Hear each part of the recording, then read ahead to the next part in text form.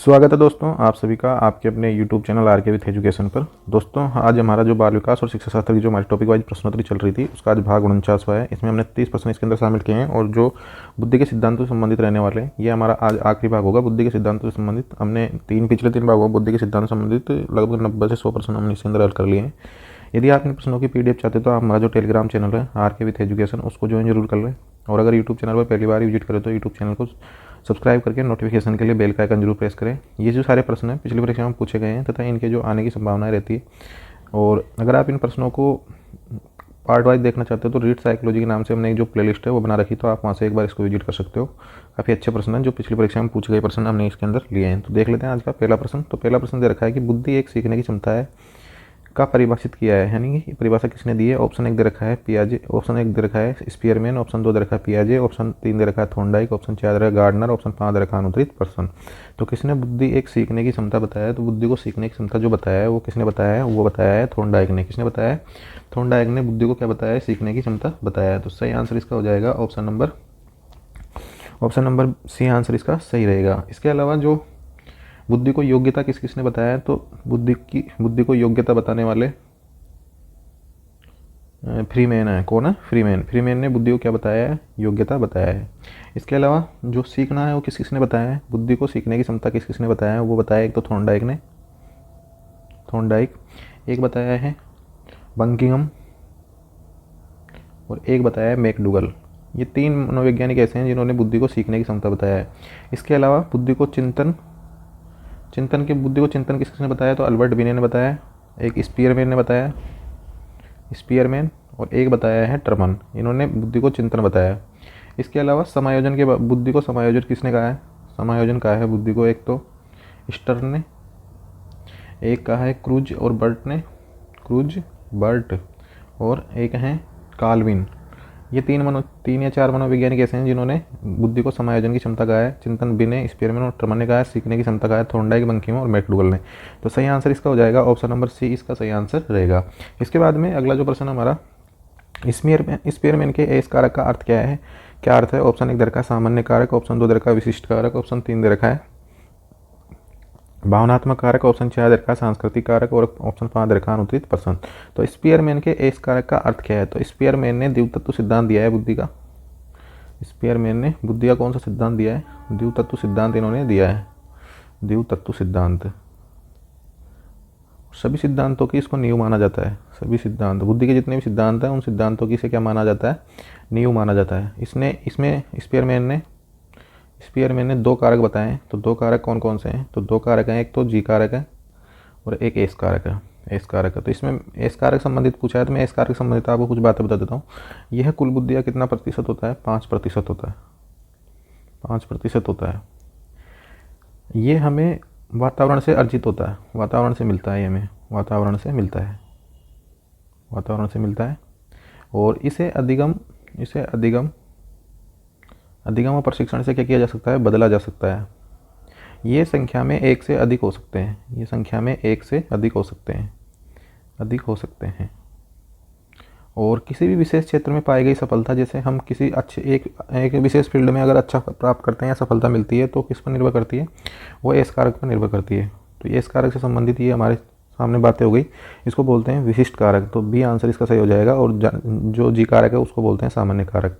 तो B answer हो गया इसका सही आंसर। इसके बाद में अगला जो प्रश्न हमारा, थॉर्नडाइक के अनुसार बुद्धि के कितने प्रकार हैं। ऑप्शन 1 दे रखा है सामाजिक, यांत्रिक और अमूर्त, ऑप्शन 2 दे रखा है व्यवहारिक, विश्लेषणात्मक, तार्किक, ऑप्शन 3 दे रखा है सृजनात्मक, विश्लेषणात्मक, यांत्रिक, ऑप्शन 4 दे रखा है प्राकृतिक, सामाजिक और रचनात्मक, ऑप्शन 5 दे रखा है अनुत्तरित पर्सन। तो थॉर्नडाइक ने बुद्धि के 3 प्रकार बताए हैं। कितने प्रकार बताए हैं, 3 प्रकार इन्होंने बुद्धि बताए। और कौन कौन सी बुद्धि बताई है इन्होंने बताई है, एक तो मूर्त बुद्धि जिसे हम यांत्रिक बुद्धि बोलते हैं, यांत्रिक बुद्धि, कंक्रीट इंटेलिजेंस को इंग्लिश में बोला जाता है। इसके बाद में एक बताइए इन्होंने अमूर्त बुद्धि, इसे सैद्धांतिक बुद्धि बोलते हैं और पुस्तकीय बुद्धि भी इसे बोलते हैं। सैद्धांतिक बुद्धि या इसे बोलते हैं पुस्तकीय बुद्धि। एक इन्होंने बताई है सामाजिक बुद्धि, यानी सोशल इंटेलिजेंस, सामाजिक बुद्धि। तो ये जो हमको तीनों मिल रही है ये ऑप्शन 1 में मिल रही है। तो सही आंसर इसका हो जाएगा ऑप्शन नंबर 1। जो ये मूर्त बुद्धि है वो किस में पाई जाती है, वो कारीगरों में पाई जाती है, मैकेनिक में पाई जाती है, औद्योगिक जो कार्यकर्ताएं होते हैं उनमें पाई जाती है, चालक, ड्राइवर, इंजीनियर, इनमें ये बुद्धि पाई जाती है मूर्त बुद्धि। जिनमें मतलब हाथों के द्वारा हम कर्मेंद्रियों द्वारा जो विकसित होती है शरीर में, वो होती है मूर्त बुद्धि। इसके बाद में अमूर्त बुद्धि जो होती है, ये सैद्धांतिक बुद्धि बोलते हैं इसको। तो ये पाई जाती है वकीलों में, डॉक्टर में, गणितज्ञ, दार्शनिक और चित्रकारों में, कहानीकारों में, डिजाइनरों में, इनमें ही पाई जाती है। और सामाजिक बुद्धि पाई जाएगी राजनेताओं में, जो ये होते हैं दुकानदार होते हैं उनके अंदर, सामाजिक कार्यकर्ता होते हैं, कूटनीतिज्ञ होते हैं, इनमें पाई जाती है सामाजिक बुद्धि। तो सही आंसर हो जाएगा इसका ऑप्शन नंबर ए। इसके बाद में अगला जो प्रश्न हमारा, गार्डनर के बहुबुद्धि सिद्धांत में अंतर्व्यक्तिगत का अर्थ क्या है? ऑप्शन 1 दे रखा है दूसरों की भावनाओं को और उद्देश्यों को समझने की क्षमता। ऑप्शन 2 दे रखा है अपनी भावनाओं और उद्देश्यों को समझने की क्षमता। ऑप्शन 3 दे रखा है तार्किक और गणितीय समस्याओं को हल करने की क्षमता। ऑप्शन 4 दे रखा है शारीरिक क्रियाओं को नियंत्रित करने की क्षमता। ऑप्शन 5 दे रखा है अनुत्तरित पर्सन। तो अंतर व्यक्तिगत, इसको इंग्लिश में बोलते हैं इंटरपर्सनल। तो इसके अंदर होता है दूसरों की भावना समझने की क्षमता। इसका मतलब क्या होता है? दूसरों की भावनाओं को समझने की क्षमता होता है इंटरपर्सनल का। एक होता है अंतराव्यक्तिगत, इसको बोलते हैं इंग्लिश में इंट्रापर्सनल। ये इंटर है और ये है इंट्रा, बस इतना सा फ़र्क है। और हिंदी में आपको अगर समझ में नहीं आए तो इंटर का मतलब तो होगा अपनी ही इंटर का मतलब तो हो गया दूसरों की भावनाओं को समझने की क्षमता, और इंट्रा का मतलब हो गया अपनी ही भावनाओं और उद्देश्यों को समझने की क्षमता। तो इसका सही आंसर हो जाएगा ऑप्शन नंबर ए। और अगर अंतरा व्यक्तिगत आ जाता तो अपनी भावना और उद्देश्यों को समझने की क्षमता हो जाता। तो ए आंसर इसका सही आंसर रहेगा। इसके बाद में अगला जो प्रश्न हमारा, पियाजे ने संज्ञानात्मक विकास को कितने चरणों में बांटा है? ऑप्शन 1 दे रखा है 2 में, ऑप्शन 2 दे रखा है 4, ऑप्शन 3 दे रखा है 5, ऑप्शन 4 दे रखा है 6 और ऑप्शन 5 दे रखा है अनुत्तरित पर्सन। तो पियाजे ने जो अपना संज्ञानात्मक विकास का जो चरण है उसको 4 भागों में बांटा है। ये आप सभी को पता ही है, हमने बाल विकास वृद्धि और विकास वाले टॉपिक में इसको विस्तार से पढ़ भी लिया था। मैं फिर भी आपको एक बार बता देता हूँ। तो पहली जो अवस्था है वो है संवेदी मोटर अवस्था, संवेदी गामक अवस्था इसको बोलते हैं, गामक अवस्था, या इसको इंग्लिश में बोलते हैं सेंसरी मोटर स्टेज। 0 से 2 वर्ष की होती है। इसके बाद में पूर्व संक्रियात्मक अवस्था, प्री ऑपरेशनल स्टेज, पूर्व संक्रियात्मक अवस्था ये होती है 2 से 7 वर्ष तक। इसके बाद में एक होती है मूर्त संक्रियात्मक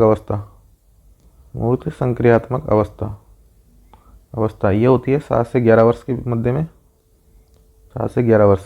और एक होती है अमूर्त, इसको बोलते हैं फॉर्मल ऑपरेशनल स्टेज, इसको बोलते हैं कंक्रीट ऑपरेशनल स्टेज। अमूर्त संक्रियात्मक अवस्था या इसको औपचारिक संक्रियात्मक अवस्था भी बोलते हैं, ये होती है 11 से 13 वर्ष के मध्य में। तो ये जो 4 अवस्थाएं ये बताइए पियाजे ने संज्ञानात्मक विकास की। तो सही आंसर इसका हो जाएगा ऑप्शन नंबर बी। इसके बाद में अगला जो प्रश्न है, बुद्धि का द्विगुण सिद्धांत किस पर आधारित है? ऑप्शन 1 दे रखा है सामान्य और विशिष्ट कारकों पर, ऑप्शन 2 दे रखा है संज्ञानात्मक और व्यवहारिक कारकों पर, ऑप्शन 3 दे रखा है मानसिक और शारीरिक विकास पर, ऑप्शन 4 दे रखा है सामाजिक और भावनात्मक कौशल पर, ऑप्शन 5 दे रखा है अनुत्तरित पर्सन। तो बुद्धि का द्विगुण जो सिद्धांत है, द्विगुण सिद्धांत का मतलब वही स्पीयरमैन वाला जो सिद्धांत है, द्वितत्व सिद्धांत उसको बोलते हैं। तो सामान्य और विशिष्ट कारकों पर ये आधारित है। तो सही आंसर इसका हो जाएगा ऑप्शन नंबर ए, इसका सही आंसर रहेगा। इसके बाद में अगला जो प्रश्न हमारा, कौन सा बुद्धि परीक्षण बच्चों के लिए बनाया गया था? ऑप्शन 1 दे रखा है वेक्सलर इंटेलिजेंस स्केल, ऑप्शन 2 दे रखा है स्टैनफोर्ड बिनेट टेस्ट, ऑप्शन 4 दे रखा है थ्रस्टन प्राइमरी टेस्ट, ऑप्शन 4 दे रखा है Raven progressive matrix test, option 5 दे रखा है अनुत्तरित पर्सन। तो कौन सा बुद्धि परीक्षण बच्चों के लिए बनाया गया था? तो जो स्टैनफोर्ड बिनेट जो टेस्ट बनाया गया था ये बच्चों के लिए बनाया गया था। सही आंसर इसका हो जाएगा ऑप्शन नंबर बी, आंसर इसका सही रहेगा। इसके बाद में अगला जो प्रश्न हमारा, वेक्सलर इंटेलिजेंस स्केल किस आयु वर्ग के लिए उपयुक्त है? ऑप्शन 1 दे रखा है 2 से 10 वर्ष के लिए, ऑप्शन 2 दे रखा है 11 से 16 वर्ष के लिए, ऑप्शन 3 दे रखा है 16 वर्ष और इससे अधिक वर्ष के लिए, और ऑप्शन 5 दे रखा है अनुत्तरित पर्सन। तो जो वेक्सलर ये जो टेस्ट बनाया गया था ये दोनों के लिए, मतलब सभी आयु वर्ग के लिए उपयुक्त है। इसमें 2 टेस्ट थे, एक तो है इसके अंदर 16 से 64 वर्ष के लिए और एक है 0 से 15 वर्ष के लिए। तो यानी कि ये सभी आयु वर्गों के लिए उपयुक्त है। इसमें जो है एक तो है WAIS और एक है WISC, ये 2 प्रकार के इसके अंदर टेस्ट हैं। ये तो हैं 16 से 64 वर्ष के जो लोग हैं उनके लिए, और ये हैं 0 से 15 वर्ष के लोगों के लिए। यानी कि वेक्सलर इंटेलिजेंस स्केल किस आयु वर्ग के लिए उपयुक्त है? सभी आयु वर्गों के लिए उपयुक्त है। डी आंसर इसका सही आंसर हो जाएगा।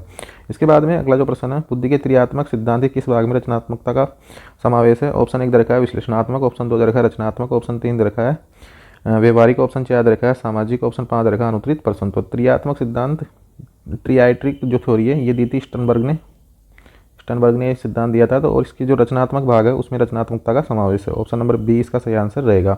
इसके बाद में अगला जो प्रश्न है, थ्रस्टन का प्राथमिक मानसिक क्षमताओं का सिद्धांत कितने कारकों पर आधारित है?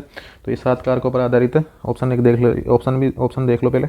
ऑप्शन ए है 4, ऑप्शन बी है 5, ऑप्शन 3 है 7, ऑप्शन 4 है 9, ऑप्शन 5 है अनुत्तरित पर्सन। तो थ्रस्टन का प्राथमिक मानसिक क्षमताओं का जो सिद्धांत है वो कितने कारकों पर निर्भर है? 7 कारकों पर निर्भर है। तो सही आंसर इसका हो जाएगा ऑप्शन नंबर सी आंसर इसका सही रहेगा। इसको मैंने आपको याद करने की जो ट्रिक है वो भी बता दी थी, किस प्रकार से हम इसको याद करेंगे। तो इसको याद करने की सिंपल सा ट्रिक है, 7 मानसिक योग्यता है ना, तो ASWM VPNR, इंग्लिश में आपको इनके सबके शब्द मिल जाएंगे, उसमें पेपर में अगर पूछा जाएगा तो इसको आप इस प्रकार से याद रखें, 7 मानसिक योग्यताएं ये, तो सी आंसर इसका सही रहेगा। इसके बाद में अगला जो प्रश्न हमारा, गार्डनर के बहुबुद्धि सिद्धांत में संगीतात्मक बुद्धि का क्या दर्शाती है। तो गार्डनर का जो बहुबुद्धि सिद्धांत है उसके अंदर 7 प्रकार की जो बुद्धि है उसका हमने पढ़ा है, RBSC के अनुसार 7 प्रकार की बुद्धि है। तो उसके अंदर जो कौन कौन सी बुद्धि है मैं आपको एक बार पहले तो वो बता देता हूँ। इसका तो सही आंसर रहेगा ऑप्शन 1 देख लो, इसकी तार्किक सोच की क्षमता। ऑप्शन 2 दे रखा है स्वर ताल ध्वनि को समझने की क्षमता। ऑप्शन 3 दे रखा है भौतिक क्रियाओं ज्ञान। ऑप्शन 4 दे रखा है संख्यात्मक संख्याओं को हल करने की क्षमता। ऑप्शन 5 दे रखा है अनुत्तरित प्रश्न। तो संगीतात्मक बुद्धि के बारे में पूछा तो सिंपल सा है, स्वर ताल और ध्वनि को समझने की जो क्षमता होगी वो संगीतात्मक बुद्धि के अंदर होगी। तो बी आंसर इसका सही रहेगा। इसके बाद में इन्होंने 7 जो बुद्धि बताई है वो कौन सी है, तो पहली तो है जो पहली बुद्धि है इसके अंदर वो है भाषागत बुद्धि। कौन सी है, भाषागत बुद्धि है पहली बुद्धि का जो है।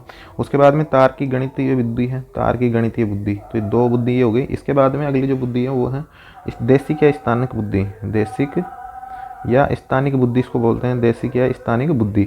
इसके बाद में एक बुद्धि और है संगीतात्मक बुद्धि है, चौथा नंबर पर संगीतात्मक बुद्धि, संगीतात्मक बुद्धि। इसके अलावा एक है इंटरपर्सनल और एक है इंट्रापर्सनल।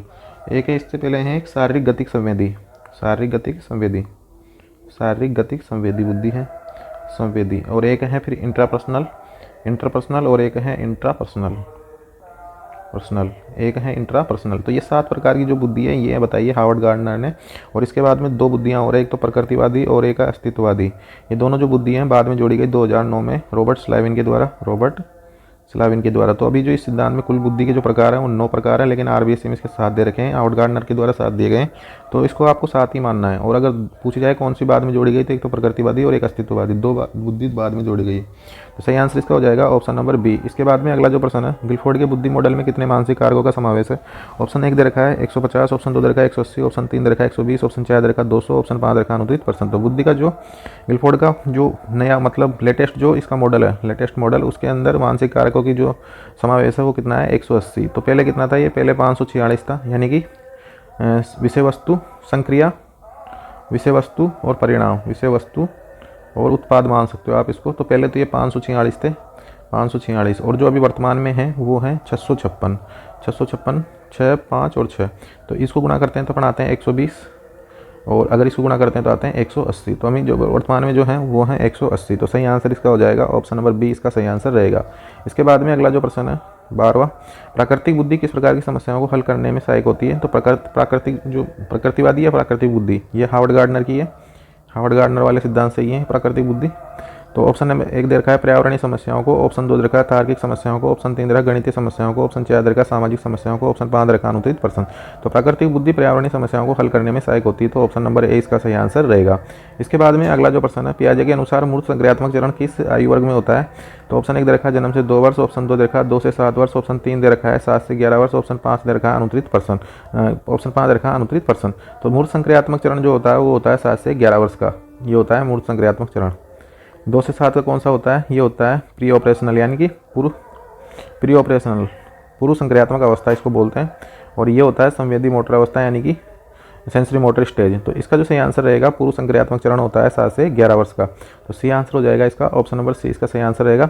इसके बाद में अगला जो प्रश्न है, प्रश्न नंबर 14 है, थॉर्नडाइक के सिद्धांत में कौन सी बुद्धि यांत्रिक कौशल से संबंधित है। ऑप्शन 1 दे रखा है सामाजिक बुद्धि, ऑप्शन 2 दे रखा है अमूर्त बुद्धि, ऑप्शन 3 रखा है यांत्रिक बुद्धि, ऑप्शन 4 रखा भावनात्मक बुद्धि, ऑप्शन 5 रखा है अनुत्तरित प्रश्न। तो भावनात्मक बुद्धि के बारे में जो बताया वो बताया डेनियल गोलमेन ने, गोलमेन, यानी इसको बोलते हैं संवेगात्मक बुद्धि। और किसी भी व्यक्ति की सफलता में 80% जो योगदान होता है, कितना परसेंट, 80% जो योगदान होता है वो कौन किसका होता है, संवेगात्मक बुद्धि का होता है। हमसे पूछा गया है कि थॉर्नडाइक के सिद्धांत में कौन सी बुद्धि यांत्रिक कौशल से संबंधित है। तो यांत्रिक कौशल से यांत्रिक बुद्धि संबंधित है। ये किसमें पाई जाएगी, कारीगरों में, मैकेनिक में, ड्राइवर में, चालक में, इंजीनियर में आदि में ये बुद्धि पाई जाएगी। इसलिए आंसर इसका सही आंसर रहेगा।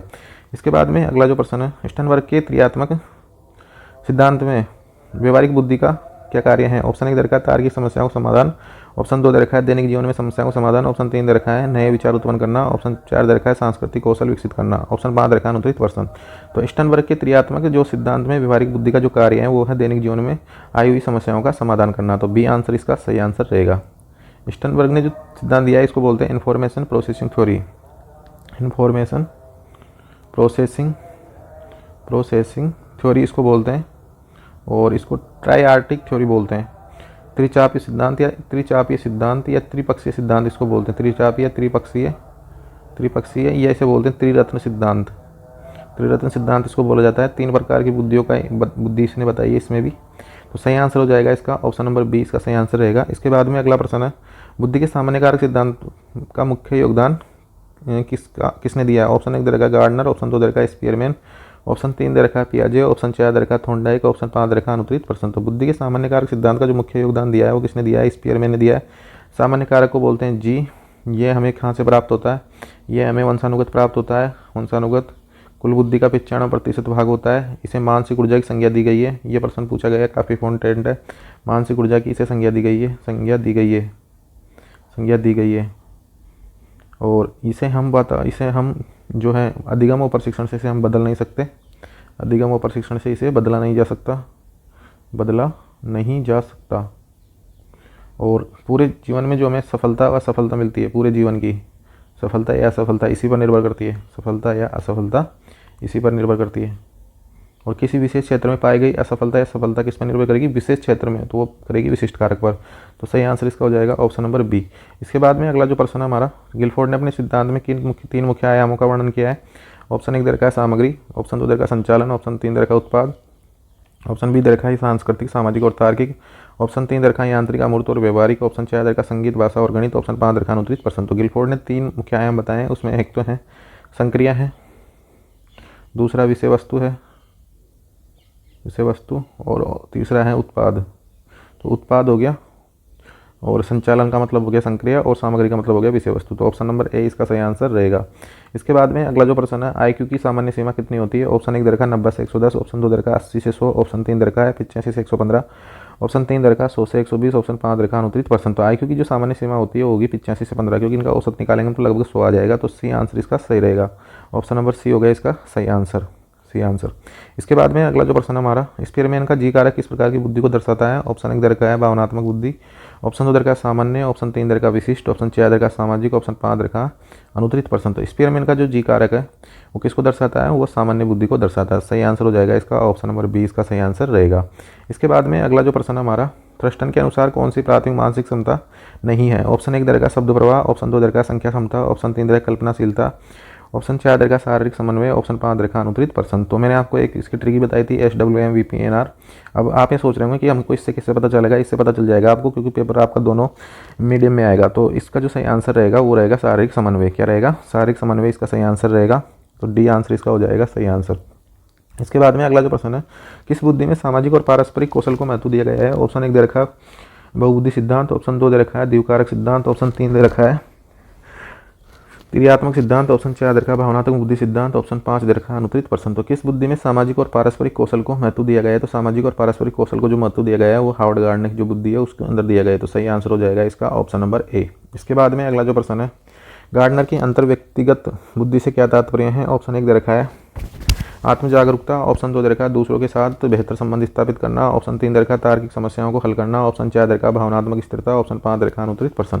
तो गार्डनर की अंतर व्यक्तिगत बुद्धि से क्या तात्पर्य है? दूसरों के साथ बेहतर संबंध स्थापित करना। तो सही आंसर हो जाएगा इसका ऑप्शन नंबर बी, इसका सही आंसर रहेगा। इसके बाद में अगला जो प्रश्न हमारा, थॉर्नडाइक ने किस प्रकार की बुद्धि को सामाजिक बुद्धि कहा है? ऑप्शन 1 दे रखा है अन्य लोगों के साथ संबंध स्थापित करने की क्षमता, ऑप्शन 2 दे रखा है अमूर्त विचारों को समझने की क्षमता, ऑप्शन 3 दे रखा है यांत्रिक समस्याओं को हल करने की क्षमता, ऑप्शन जो डी दे रखा है वो दे रखा है, ऑप्शन नंबर जो डी दे रखा है वो दे रखा है भाषा और संस्कृति को समझने की क्षमता, ऑप्शन 5 दे रखा है अनुत्तरित प्रश्न। तो थॉर्नडाइक ने किस प्रकार की बुद्धि को सामाजिक बुद्धि कहा है? तो अन्य लोगों के साथ संबंध स्थापित करने की जो बुद्धि है उसको कहा है सामाजिक बुद्धि। 3 प्रकार की बुद्धि इन्होंने बताई है, यांत्रिक बुद्धि, अमूर्त बुद्धि और सामाजिक बुद्धि। तो ए आंसर इसका सही रहेगा। क्या रहेगा सही आंसर? ए आंसर इसका सही रहेगा। इसके बाद में अगला जो प्रश्न है, प्रश्न नंबर 24 है, स्टर्नबर्ग के अनुसार रचनात्मक बुद्धि का मुख्य कार्य क्या है? ऑप्शन 1 दे रखा है नए विचार उत्पन्न करना, ऑप्शन 2 दे रखा है समस्या समाधान, ऑप्शन 3 दे रखा है सामाजिक कौशल विकसित करना, ऑप्शन 4 दे रखा है भावनात्मक स्थिरता, ऑप्शन 5 दे रखा है अनुत्तरित प्रश्न। तो स्टर्नबर्ग के अनुसार रचनात्मक बुद्धि का क्या कार्य है? तो रचनात्मक बुद्धि का जो कार्य है वो है नए विचार उत्पन्न करना। तो सही आंसर हो जाएगा ऑप्शन नंबर ए, आंसर इसका सही रहेगा।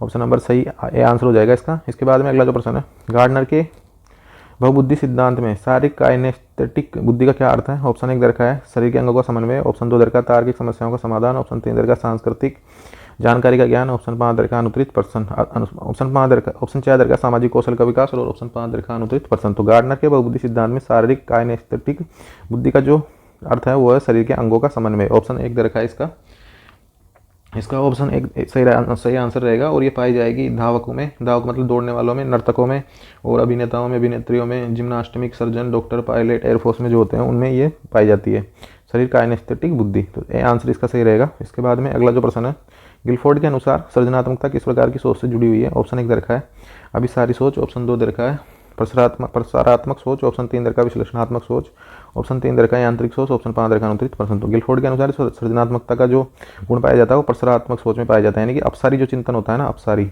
एक तो अभिसारी और एक अपसारी चिंतन, उसके अंदर ये पाया जाता है। तो सही आंसर हो जाएगा ऑप्शन नंबर बी, इसका सही आंसर रहेगा। इसके बाद में अगला प्रश्न है, किसने बुद्धि को व्यवहार के अनुकूल की क्षमता कहा है? ऑप्शन 1 व्यवहार के अनुकूलन की क्षमता कहा है, ऑप्शन 1 दे रखा है स्पीयरमैन, ऑप्शन 2 दे रखा है थॉर्नडाइक, ऑप्शन 3 दे रखा है गार्डनर, ऑप्शन 4 दे रखा है स्टर्नबर्ग, ऑप्शन 5 दे रखा है अनुत्तरित पर्सन। तो किसने बुद्धि को व्यवहार के अनुकूल क्षमता कहा है? तो किसने कहा है? वो कहा है थॉर्नडाइक ने। थॉर्नडाइक ने बुद्धि को सीखने की क्षमता भी कहा है और व्यवहार के अनुकूल क्षमता भी कहा है। तो बी आंसर इसका सही रहेगा। इसके बाद में अगला जो प्रश्न है, सामाजिक बुद्धि का मुख्य कार्य क्या है? ऑप्शन 1 दे रखा है तार्किक सोच, ऑप्शन 2 दे रखा है दूसरों के साथ संबंध स्थापित करना, ऑप्शन 3 दे रखा है शारीरिक समन्वय, ऑप्शन 4 दे रखा है गणितीय समस्याओं का समाधान, ऑप्शन 5 दे रखा है अनुत्तरित पर्सन। तो सामाजिक बुद्धि का जो मुख्य कार्य है वो है दूसरों के साथ में संबंध स्थापित करना। तो बी आंसर इसका सही रहेगा। तो दोस्तों ये थे आज के हमारे जो हमने 28 प्रश्न इसके अंदर शामिल किए थे। सभी प्रश्न जो है पिछली परीक्षाओं में पूछे गए हैं तथा एग्जाम की दृष्टि से इंपॉर्टेंट प्रश्न है। यदि आप इन प्रश्नों की अगर पीडीएफ चाहते हो तो आप हमारा जो टेलीग्राम चैनल है आरके विथ एजुकेशन, लिंक आपको उसका डिस्क्रिप्शन में मिल जाएगा, तो वहाँ से आप इसको ज्वाइन जरूर कर ले, पीडीएफ आपको वहाँ मिल जाएगी। और ऐसे ही वीडियो देखने तथा जॉब संबंधी और भी अपडेट के लिए आप हमारे यूट्यूब चैनल पर बने रहें। और हमने जो रीड टीचिंग मेथड के नाम से जो प्ले लिस्ट बना रखी है उसमें हमने टीचिंग मेथड की जो पिछली परीक्षा में पूछे गए प्रश्न है उनको हल करवाने का प्रयास किया, तो आप एक बार उसको अवश्य देखें और अपने मित्रों के साथ शेयर जरूर कर दें और किसी प्रकार की और भी अन्य अपडेट के साथ यूट्यूब चैनल पर बने रहें।